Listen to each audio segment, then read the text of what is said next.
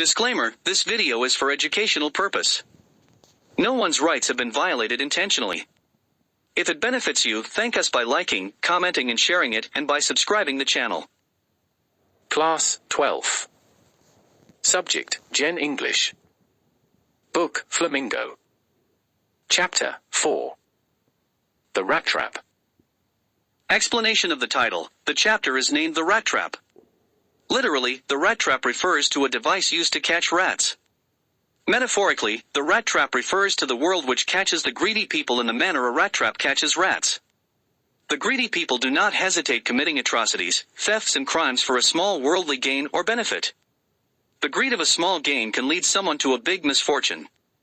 Therefore, an individual must resist all small and big temptations of the biggest rat trap called world in order to live a happy, peaceful, and respectable life. About the author. Selma was born in 1858 in Sweden.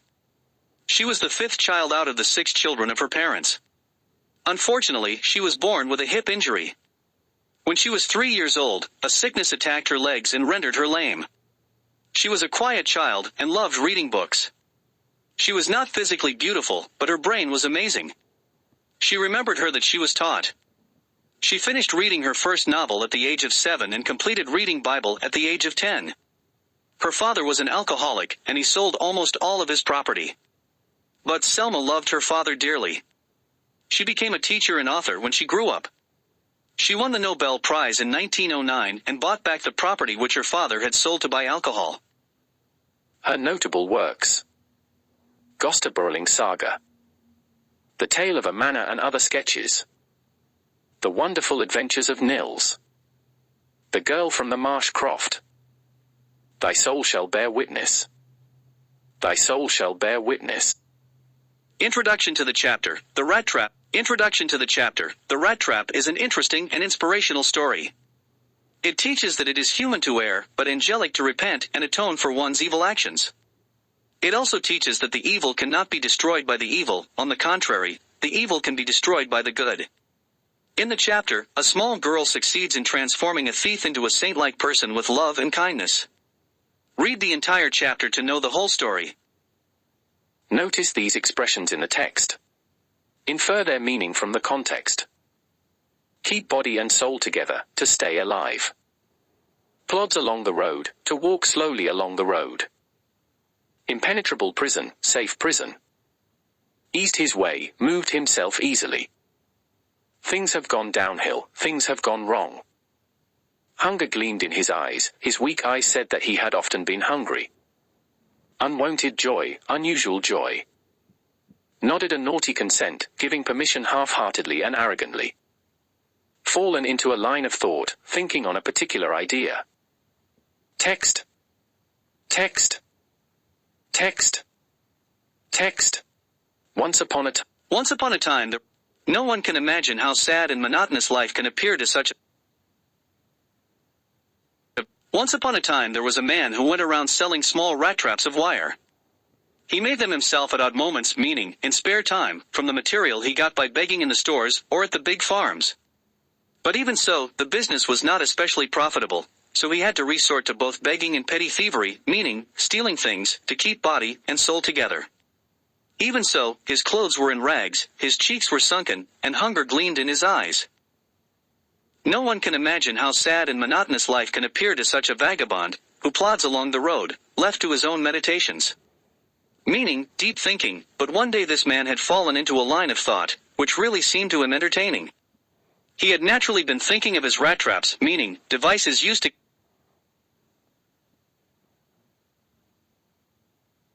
catch rats, when suddenly he was struck by the idea that the whole world about him, the whole world with its lands and seas, its cities and villages, was nothing but a big rat trap.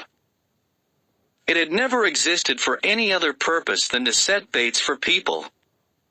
Meaning, try to catch people in traps or nets. It offered riches and joys, shelter and food, heat and clothing, exactly as the rat trap offered cheese and pork, meaning, meat of a pig, and as soon as anyone let himself be tempted to touch the bait, it closed in on him, and then everything came to an end. The world had, of course, never been very kind to him, so it gave him unwonted joy to think ill of it in this way. It became a cherished pastime of his, during many dreary ploddings, meaning boring journeys, walks, to think of people he knew who had let themselves be caught in the dangerous snare, meaning trap, and of others who were still circling around the bait. The world had, of course,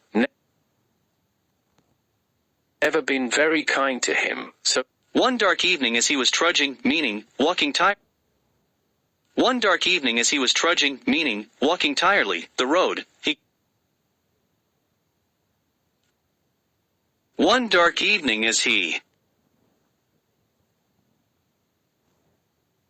One dark evening as he the old man was just One dark evening as he was trudging, meaning walking tiredly, the road, he caught sight of a little gray cottage by the roadside, and he knocked on the door to ask shelter for the night.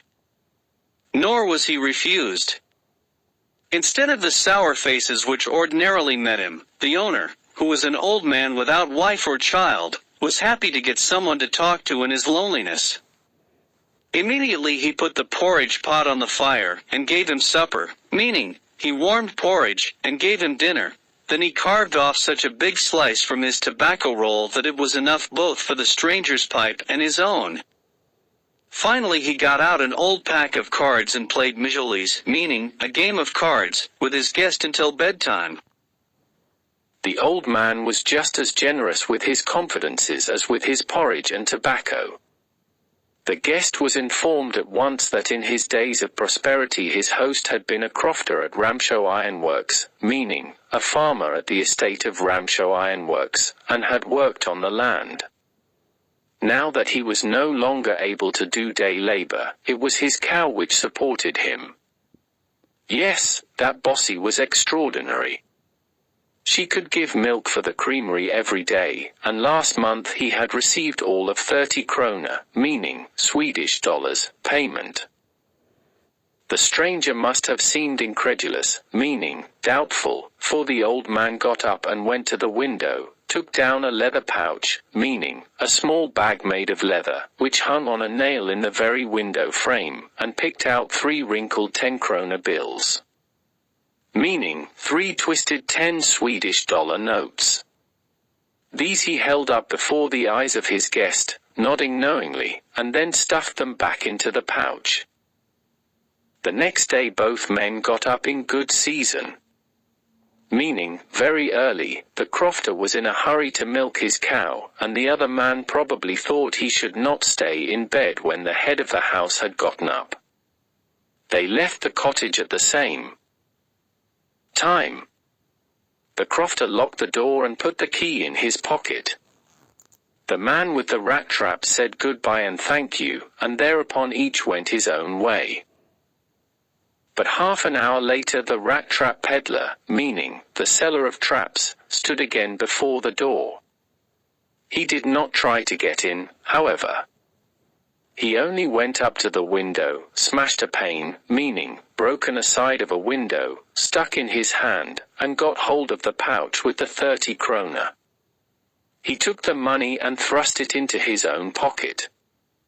Then he hung the leather pouch very carefully back in its place and went away. As he walked along with the money in his pocket he felt quite pleased with his smartness. He realized, of course, that at first he dared not continue on the public highway, but must turn off the road, into the woods.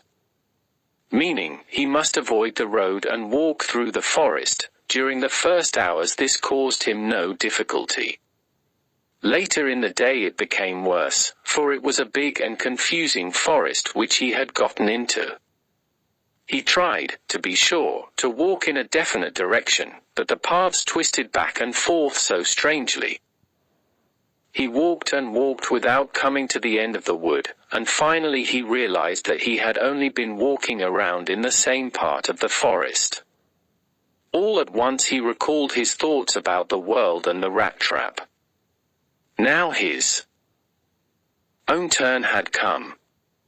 He had let himself be fooled by a bait and had been caught. the whole forest, with its trunks and branches, its thickets, meaning a group of bushes, and fallen logs, closed in upon him like an impenetrable prison from which he could never escape. It was late in December. Darkness was already descending over the forest. This increased the danger, and increased also his gloom and despair. Finally he saw no way out, and he sank down on the ground, tired to death, thinking that his last moment had come. But just as he laid his head on the ground, he heard a sound, a hard regular thumping. There was no doubt as to what that was. He raised himself. Those are the hammer strokes from an iron mill, he thought. There must be people nearby. He summoned all his strength, got up, and staggered in the direction of the sound. The Ramshow ironworks, which are now closed down, were, not so long ago, a large plant, with smelter, rolling mill, and forge. Referring to the different equipments needed at the iron plant, in the summertime long lines of heavily loaded barges and scows, meaning small boats and big boats, slid down the canal, which led to a large inland lake, and in the wintertime the roads near the mill were black from all the coal dust which sifted down from the big charcoal crates. During one of the long dark evenings just before Christmas, the master smith and his helper sat in the dark forge near the furnace waiting for the pig iron, meaning, close to the fireplace, and waiting for the raw iron, which had been put in the fire, to be ready to put on the anvil. Meaning, a big iron block on which iron is beaten by a blacksmith. Every now and then one of them got up to stir the glowing mass with a long iron bar, meaning, to overturn the burning coals with an iron rod, returning in a few moments, dripping with perspiration, though, as was the custom, he wore nothing but a long shirt and a pair of wooden shoes. All the time there were many sounds to be heard in the forge. The big bellows groaned and the burning coal cracked. The fire-boy shoveled charcoal into the maw of the furnace, meaning, to put the charcoal inside the fireplace, with a great deal of clatter. Meaning, rattling sound, outside roared the waterfall, and a sharp north wind whipped the rain against the brick-tiled roof. Meaning, the strong wind pushed the rainwater towards the concrete roof. It was probably on account of all this noise that the blacksmith did not notice that a man had opened the gate and entered the forge, until he stood close up to the furnace.